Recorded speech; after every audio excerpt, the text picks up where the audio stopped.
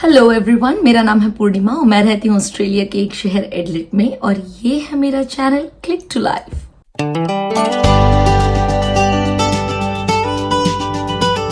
तो मुझे यहाँ ऑस्ट्रेलिया में हो गए हैं 1.5 साल एंड हमारे 2 साल इस साल कंप्लीट हो जाएंगे और इन 2 सालों में हमने काफी कुछ देखा, काफी अप्स एंड डाउन्स देखे, इमोशनली, मेंटली, फिजिकली भी। पर आज के इस वीडियो में मैं बात करने वाली हूँ एक ऐसे टॉपिक के बारे में जिसके बारे में हमने अभी तक बात नहीं की है और जिसके बारे में ज्यादा कोई बात भी नहीं करता है और ना ही कोई बताता है। वो है ऑस्ट्रेलिया आने के बाद जब एक इमिग्रेंट को अकेलापन महसूस होता है, होम सिक फील होता है और किन किन मुश्किलों से एक इमिग्रेंट यहाँ पर गुजरता है। इन सभी चीजों के बारे में हम बात करेंगे आज के हमारे इस वीडियो में। So without doing any further ado, let's start the video. तो मैं अब आपको दिखाने वाली हूँ एक ग्राफ जिसे आप ध्यान से देखिएगा क्योंकि ये ग्राफ आपके इमोशनल अप्स एंड डाउन्स को बताता है यहाँ ऑस्ट्रेलिया में, जिससे हर इमिग्रेंट रिलेट करेगा। ये ग्राफ दिखाता है months in a new culture versus emotion. और अगर आप ऑस्ट्रेलिया आए हो तो आप इस ग्राफ में खुद को जरूर पहचान लोगे। तो आज की इस वीडियो में आपको मैं जो भी बताने वाली हूँ वो सब मेरे पर्सनल एक्सपीरियंस से मैं आपको बताऊंगी और इस ग्राफ के थ्रू आपको चीजें समझाना और भी ज्यादा आसान हो जाएगा। तो जैसा कि ग्राफ में दिखाया था कि फेज 1 होता है प्री अराइवल फेज, जो कि होता है फील गुड फेज। बिल्कुल हमारे साथ भी ऐसा ही हुआ था। जब हमने यहाँ आने का डिसाइड किया था तब हमारे वीजा आने में काफी टाइम लगा था, लेकिन जब हमारा वीजा आया तो हम बहुत एक्साइटेड थे यहाँ पर आने के लिए, नया देश देखने के लिए, इतने अलग अलग कल्चर के लोगों के बीच में रहने के लिए, नई अपॉर्चुनिटीज के लिए। सब कुछ बहुत अच्छा लग रहा था। दूर से हर चीज बहुत अच्छी लगती है। ऐसा लगता है जॉब मिल जाएगी, लाइफ सेटल हो जाएगी, सब कुछ सेट हो जाएगा। और इस स्टेज पे हम अपने सपनों में जीते हैं, रियलिटी में नहीं। और हमारे साथ भी एग्जैक्टली वैसा ही हो रहा था। और वो एक्साइटमेंट इतना होता है कि आप पीछे जो छोड़कर आ रहे होते हो उसके लिए आपको महसूस तो होता है, लेकिन वो सिर्फ तब तक जब तक आप एक नए देश की धरती पर कदम नहीं रख लेते हो। और फिर आता है फेज 2, यानी कि इनिशियल सेटलमेंट फेज, जिसे हम कह सकते हैं हनीमून फेज, जिसमें सब कुछ नया होता है। रोड, सिस्टम, क्लीनलीनेस, सब कुछ इंप्रेसिव होता है। आपको लोग बहुत पोलाइट लगते हैं। आपको ऐसा लगता है जैसे आप किसी अलग ही दुनिया में आ गए हो। और हमें भी एग्जैक्टली ऐसा लग रहा था। जब हम यहाँ पहली बार आए उस वक्त जून था, यहाँ पे विंटर्स हो रही थी। जैसा ऑस्ट्रेलिया में पूरी दुनिया से मौसम उलट चलता है, ठीक यहाँ भी वैसा ही हो रहा था। उस वक्त जून में जब पूरी दुनिया में गर्मियां हो रही थी, यहाँ ऑस्ट्रेलिया में सर्दियां हो रही थी। हम यहाँ आए तो हमें लगा जैसे हम किसी अलग ही दुनिया में आ गए हैं। यहाँ इतनी सफाई थी, मौसम बदला हुआ था, बारिश हो रही थी, ठंड थी, सब कुछ एकदम सिस्टमैटिक था। रोड पर कोई हॉर्न नहीं बजा रहा था, काफी शांत था। तो हमारा एक्साइटमेंट लेवल भी बहुत अलग था। और तब तक आपको लोनलीनेस या होम सिकनेस फील नहीं होती है क्योंकि आप नई चीजों को एक्सप्लोर कर ही रहे होते हो। आप यहाँ पे मार्केट्स एक्सप्लोर करते हो, आप यहाँ पे लोगों को देखते हो, चीजों को ऑब्जर्व करते हो, यहाँ का एटमॉस्फेयर, यहाँ का एनवायरमेंट, सब कुछ अपने अंदर अब्सॉर्ब करने की कोशिश कर रहे होते हो। तो वो स्टेज ऐसा होता है जहाँ पे आपको लोनलीनेस और होम सिकनेस फील नहीं होती है। आपको हर चीज यहाँ पे बहुत अच्छी लगती है और सब कुछ इतना शिमरी लगता है कि आपको लगता है कि आपका डिसीजन एकदम सही था और बस यहीं सेटल होना है। पर ये फेज टेम्पररी होता है क्योंकि इसके बाद आता है रियल फेज, जो है फेज नंबर 3, जब आपको रियलिटी हिट होती है और आपकी लाइफ में एक इमोशनल डिप आता है। और यहीं से वो फेज स्टार्ट होता है जिसके बारे में वीडियोस में कोई नहीं बताता है, क्योंकि इस स्टेज पर आपको जॉब नहीं मिल रही होती है या फिर जॉब के लिए आप स्ट्रगल कर रहे होते हो। आपको घर महंगा लगता है, खर्चे आपके बढ़ने लगते हैं, आपके यहाँ पे ज्यादा फ्रेंड्स नहीं होते हैं, आपके पास फैमिली नहीं होती है, आप सबको मिस करने लगते हो। और इन्हीं सबके बीच आपको याद आती है अपने देश की, जहाँ पे सब कुछ बहुत इजी होता है। आपके पास हाउस हेल्प होती है, आपके पास रिलेटिव्स होते हैं, आपके घर वाले होते हैं, दोस्त होते हैं जिनके सामने आप इमोशनली अपना बर्स्ट आउट निकाल सकते हो। और हमारे साथ भी ठीक ऐसा ही हुआ। जब हम यहाँ पे आ रहे थे तब बहुत एक्साइटेड थे, जब यहाँ लैंड हुए तो बहुत खुश थे। फिर एक टाइम आया जब हमारा वो ग्राफ नीचे जाने लगा। हम इमोशनली वीक होने लगे, अनस्टेबल होने लगे, क्योंकि तब अमर की जॉब नहीं लगी थी, मेरी जॉब नहीं लगी थी। मेरी जॉब लगने के बाद भी ये ग्राफ ऐसा ही रहा क्योंकि मैं बहुत ही फिजिकली ड्रेन हो रही थी, अमर मेंटली और इमोशनली ड्रेन हो रहे थे। हमारे खर्चे बढ़ रहे थे, सेविंग्स खत्म हो रही थी, बहुत ज्यादा प्रेशर था। और तब वो स्टेज था जब हमें ये रियलाइज हुआ कि शायद हमारा डिसीजन गलत है यहाँ आने का, क्योंकि ऑब्वियसली हम हमारे कंफर्ट जोन से निकल कर आए थे और हम यहाँ पर आकर सब कुछ स्क्रैच से स्टार्ट कर रहे थे। तो वो चीज हमारे लिए बहुत डिफिकल्ट थी, और क्योंकि हमारे साथ बच्चे थे तो हमारा स्ट्रगल थोड़ा और बढ़ गया था। और उस वक्त बच्चों का स्कूल में एडमिशन भी नहीं हुआ था, तो बच्चे भी दिन भर घर में रहते थे। और क्योंकि हम इंडिया में हमेशा से टाउनशिप में रहे हैं, जैसा कि अमर की गवर्नमेंट जॉब थी, वहां पे हमें गवर्नमेंट अलॉटेड क्वार्टर्स थे, गवर्नमेंट की टाउनशिप थी, तो बच्चों को हम पार्क में छोड़ देते थे खेलने के लिए, क्योंकि काफी सेफ था वहां पर यहाँ पर ऐसा नहीं था। यहाँ पे बच्चों को साथ में लेकर जाना होता है, साथ में लेकर आना होता है। आप बच्चों को अकेला नहीं छोड़ सकते हो यहाँ पे पार्क में खेलने के लिए, किसी अडल्ट का सुपरविजन बहुत जरूरी होता है। और क्योंकि वेदर खराब था, यहाँ पर सर्दियां थी, बारिश हो रही थी, हमारी यहाँ पे पहली सर्दी थी, तो हम बहुत यूज टू नहीं थे।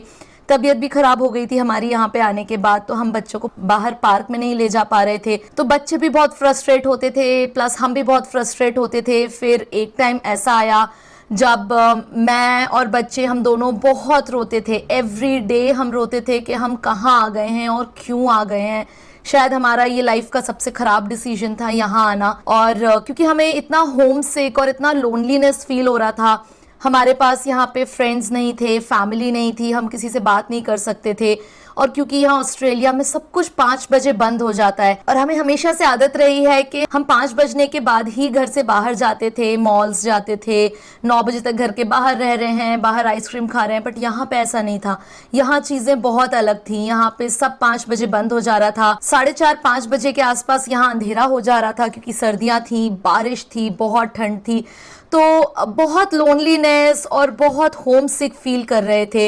एंड आई स्टिल रिमेंबर, मैं और बच्चे, जैसा मैंने बताया, हम तो बहुत रोते थे। और एक टाइम आया जब मैं स्पेशली इमोशनली बहुत ज़्यादा वीक हो गई थी, और मैंने इंडिया में फ़ोन किया, अपनी फ्रेंड से बात की। तो मेरी फ्रेंड मुझे यही समझा रही थी कि तुम लोग अगर गए हो तो मेंटली प्रिपेयर होकर गए थे, तो अभी वीक नहीं होना है, क्योंकि अमर का यहाँ पे सपोर्ट सिस्टम मैं ही थी। इसके अलावा यहाँ पे और कोई ऐसा था नहीं जिसको हम इतना क्लोजली जानते हो। तो वो एक बहुत डिफिकल्ट फेज था, और ये फेज यहाँ आने वाले हर इंसान की लाइफ में आता है। आप इमोशनली ड्रेन हो जाते हो, आप इमोशनली बहुत वीक हो जाते हो, और उस पॉइंट पे आपको अपने होम कंट्री की याद आती है, आपको अपनी फैमिली की याद आती है, फ्रेंड्स की याद आती है।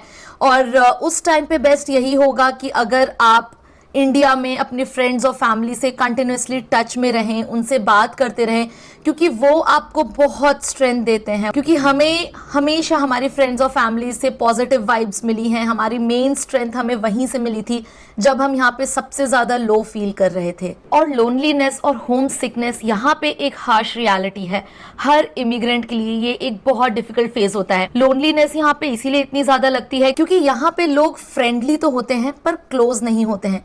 यहाँ पे नेबर्स हेलो बोलते हैं लेकिन वो डीप रिलेशनशिप नहीं होता है। यहाँ पे वीकेंड्स क्वाइट होते हैं, और यहाँ पे एक ऐसा टाइम आता है जब आप क्राउड में होते हुए भी अकेले फील करते हो, क्योंकि आपके पास कोई होता नहीं है बात करने के लिए। और होम सिकनेस यहाँ पे इसीलिए फील होती है क्योंकि जब यहाँ पे आपके त्योहार आते हैं तो आपकी फैमिली आपके पास नहीं होती है वो फेस्टिवल सेलिब्रेट करने के लिए। आपके देश जैसी रौनक नहीं होती है, चहल पहल नहीं होती है। आपकी अपनी लैंग्वेज में बात करने के लिए आपको यहाँ पे बहुत कम लोग मिलते हैं शुरुआत में, और इमोशनल सपोर्ट नहीं होता है। एंड ऑब्वियसली क्योंकि हम हमारे एक कंफर्ट जोन से निकल के आते हैं और यहाँ पे चीजें बहुत डिफरेंट होती हैं, इसीलिए यहाँ पे धीरे धीरे सर्वाइव करना भी डिफिकल्ट लगने लगता है। यहाँ पे छोटे छोटे काम खुद से करने पड़ते हैं, जैसे टेबल खुद बनाना, अपना बेड खुद बनाना। हर चीज के लिए यहाँ पे आपको अपॉइंटमेंट्स लेने पड़ते हैं, फिर चाहे आपके कारपेंटर के लिए हो या फिर प्लम्बर के लिए हो या इलेक्ट्रीशियन के लिए हो। यहाँ पे सभी चीजों का तरीका बहुत अलग होता है, और ये सब समझने में क्योंकि हमें टाइम लगता है इसीलिए हमें थोड़ा डिफिकल्ट होता है यहाँ पे चीजें अडेप्ट करना और यूज टू होना। और इसी फेज के बाद आता है फेज 4 जो कि होता है लोवेस्ट पॉइंट। अब इस स्टेज पर कॉन्फिडेंस बहुत लो हो चुका होता है, सेल्फ डाउट आता है और लोग खुद को ब्लेम करते हैं, जैसा कि हम कर रहे थे। क्योंकि हमारी जॉब नहीं लगी थी, स्ट्रगल्स बहुत ज्यादा हो रहे थे, खर्चे ज्यादा हो रहे थे, सेविंग्स जा रही थी, तो धीरे धीरे मन में ये डाउट आने लगा कि कहीं हमने कोई गलती तो नहीं कर दी यहाँ पे आकर। एंड स्पेशली अमर, क्योंकि अमर की इंडिया में 15 साल का जॉब एक्सपीरियंस है और यहाँ पे आने के बाद उन्हें 8 महीने तक जॉबलेस रहना पड़ा। तो स्पेशली अमर का कॉन्फिडेंस बहुत लो जा रहा था कि पता नहीं यहाँ पे जॉब अब मिलेगी या नहीं मिलेगी, और कब मिलेगी। एंड मैं तो बहुत ज्यादा सेल्फ डाउट में जा रही थी कि पता नहीं मैं यहाँ के वर्क कल्चर में खुद को अडेप्ट कर पाऊंगी या नहीं कर पाऊंगी, मैं यहाँ के लोगों के बीच में सर्वाइव कर पाऊंगी या नहीं। हर चीज में हम खुद को ब्लेम करने लगे थे। और यही वो पॉइंट होता है जब लोग या तो गिव अप कर देते हैं या तो फिर ऑस्ट्रेलिया को ब्लेम करने लगते हैं। और ये फेज सबसे डार्क फेज होता है, लेकिन ये भी याद रखने वाली बात है कि ये फेज परमानेंट नहीं होता है। और फिर आता है फेज 5 जो कि है इंटीग्रेशन एंड सेटलिंग। और इस पॉइंट पे आपका ग्राफ ऊपर की तरफ जाने लगता है, क्योंकि ग्राफ के इस पॉइंट तक आपको एक जॉब मिल गई होती है। अगर परमानेंट नहीं तो एटलीस्ट आप सर्वाइविंग जॉब करने लगते हो, जिससे आपके घर में इनकम आने लगती है, आपके खर्चे और आपकी इनकम में एक बैलेंस आने लगता है। आप यहाँ का सिस्टम समझने लगते हो, आपका काम धीरे धीरे स्टेबल होने लगता है, आपका रूटीन बन जाता है और कॉन्फिडेंस धीरे धीरे वापस आ जाता है। और हमारे साथ भी ठीक ऐसा ही हुआ। जब हम हमारे लाइफ के सबसे लोएस्ट पॉइंट से गुजर रहे थे यहाँ ऑस्ट्रेलिया में, जब मेरे पास जॉब नहीं थी, अमर के पास जॉब नहीं थी, हमारा कॉन्फिडेंस गिर रहा था, हम सेल्फ डाउट में जा रहे थे, तभी मेरी जॉब लगी और हमारी धीरे धीरे घर में इनकम आने लगी। उसके बाद अमर की जॉब लगी, जिसके वजह से हमारी लाइफ थोड़ी और स्टेबल हुई। हमारा एक रूटीन सेट हो गया था क्योंकि बच्चों का भी एडमिशन हो गया था। लाइफ धीरे धीरे यहाँ पे स्टेबल होने लग गई। हम यहाँ का सिस्टम समझने लग गए, हम यहाँ के लोगों को समझने लग गए, हम यहाँ का रूटीन समझने लग गए, काफी सारी चीजें हमें क्लियर हुई और इन सबको मिला जुलाकर हमारा कॉन्फिडेंस लेवल वापस आने लगा था। और जब एक इमिग्रेंट की लाइफ में ये स्टेज आता है, तब वो रियलाइज करता है कि अरे मैं तो सर्वाइव कर गया, मैं तो ग्रो कर रहा हूँ, which is a really good thing. Australia पहले तो घर जैसा नहीं लगता, पर टाइम के साथ ये घर बन जाता है, क्योंकि आप यहाँ पे लोगों को समझने लगते हो, यहाँ पे सिस्टम समझने लगते हो, यहाँ के तौर तरीके सीख जाते हो, आप यहाँ की लाइफ में ढल जाते हो, यहाँ की चीजों से, एटमॉस्फेयर से, लोगों से, लोगों के बिहेवियर से, यहाँ के सिस्टम से आप यूज्ड टू हो जाते हो। इसीलिए धीरे धीरे आपकी जब लाइफ पटरी पे आने लगती है, यानी कि ट्रैक पे आने लगती है, तो आपका खुशी का ग्राफ भी ऊपर जाने लगता है। और हमारे साथ भी ठीक ऐसा ही हुआ। जब हम बहुत लोएस्ट पॉइंट से गुजर रहे थे, तब हमारी लाइफ में भी उस लोएस्ट पॉइंट के बाद आया ये फेज जब हमें भी सब कुछ स्टेबल लगने लग गया। पर स्टेबिलिटी आने के बाद भी मुझे होमसिक बहुत फील होता था। लेकिन फिर यहाँ पे हमने फ्रेंड्स बनाए। अब हमारे पास बहुत अच्छे फ्रेंड्स हैं। वो फ्रेंड्स हैं जिन्हें हम जरूरत में कॉल कर सकते हैं, जो हमारे हर सुख दुख में यहाँ पर हैं। और अगर मैं कहूँ तो हमारे ये फ्रेंड्स यहाँ पे हमारी फैमिली हैं। और शायद उन्हीं के वजह से अब हमारे वीकेंड्स लोनली नहीं होते हैं, या वीकडेज भी हमारे लोनली नहीं होते हैं। जब इमोशनली लो फील करते हैं तो उनके पास चले जाते हैं, या वो हमारे घर पे आ जाते हैं। तो यहाँ पे फ्रेंड्स बनाना बहुत जरूरी है। और अब 1.5 साल के बाद मैं ये कह सकती हूँ कि मुझे ऑस्ट्रेलिया अपने घर जैसा लगने लगा है। होमसिक अभी भी फील करते हैं, स्पेशली त्योहारों के टाइम पे। और वो कमी शायद मुझे ऐसा लगता है कि कभी पूरी नहीं हो पाएगी, क्योंकि दिल तो हमारा हमारे ही देश में रहता है। पर फिर भी मुझे लगता है कि घर जगह से नहीं होता है, घर लोगों से होता है।